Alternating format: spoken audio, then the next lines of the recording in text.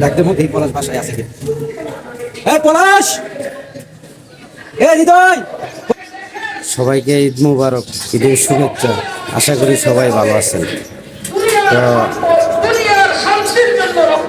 শুনতেই পাচ্ছেন মসজিদে ইমাম সাহেবের বয়ান চলতেছে।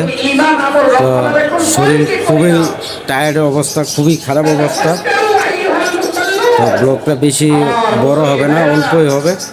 নামাজের পর কিছু কথা বলেই শুয়ে পড়ব, কারণ শরীর অনেক টায়ার্ড। ইনশাল্লাহ যদি বেঁচে থাকি তাহলে আপনাদের সাথে পরে কথা হবে। বন্ধুরা, এখন আমি আছি পলাশের বাসার সামনে। পলাশের ডাক দেবো, এই পলাশ বাসায় আছে কি? এই পলাশ, হৃদয়, পলাশ, পলাশ, হ্যাঁ নিচে নামছে। তো পলাশ নিচে নামছে। চলো তোমরা মসজিদে এই জায়গায় গিয়ে দেখি আছে কিনা। তো আমি যাচ্ছি মসজিদের কাছাকাছি, দেখো তোমরা। মোটামুটি সবাই যাচ্ছে সকালবেলা। তো ব্লগটা রাস্তায় বেশি বড় করব না, ছোটোর মধ্যে হবে। গিয়ে উজু করব, আগে উজু করতে হবে। বাসা দেখছেন মাথা কেমন গরম হয়ে আছে। আমি বাসাতে আরামসে উজু করে আমি মসজিদে এসে উজু করতাম।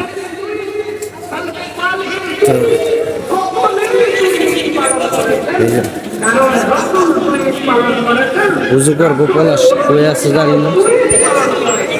আজকে ভীষণ মিলন মেলা হবে। তো আপনারা আশা করি দেখতে থাকেন। আমি যতক্ষণ ঘুমাবো না, বাসায় না যাওয়া পর্যন্ত ব্লগটা চলবে। তো আপনারা দেখতে থাকুন। আমি এখন উজু করব।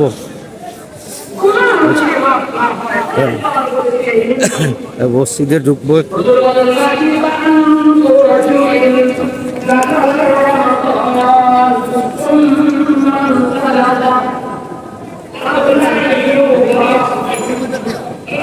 উজুখানার দিকে যাই, দোতলায় উজুখানা। তবে আমি উজু করে নিচে বসছি, নিচে নামাজ পড়ুন।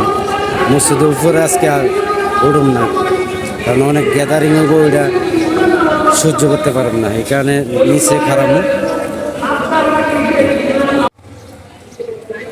ধারাই থাকার মতো অবস্থা না, এই কারণে তাড়াতাড়ি আয় পড়ছি, কারণ আমার গিয়েই শুয়ে পড়তে হবে। আর আন্তরিকভাবে ধন্যবাদ আমার ওইসব প্রাণপ্রিয় মানুষদেরকে, যারা এই ঈদে আমাকে মনে রেখেছে, আমাকে সঙ্গ দিয়েছে এবং আমাকে ভালোবেসে আমার প্রতি কর্তব্য যারা পালন করেছে এই রমজান মাস, এই ঈদপুঞ্জিতে। তো তাদেরকে আমি আন্তরিক মুবারকবাদ জানাই। ভালো থাকবেন আপনারা, আর সবাই ভালো থাকবেন। তো আল্লাহ হাফেজ, আসসালামু আলাইকুম, ঈদ মুবারক। সবাই ঈদ অনেক অনেক বেশি আনন্দ ফুর্তি করেন, অনেক আনন্দ করেন। সবার জীবনে অনেক ভালো কাটুক। তো আল্লাহ হাফেজ।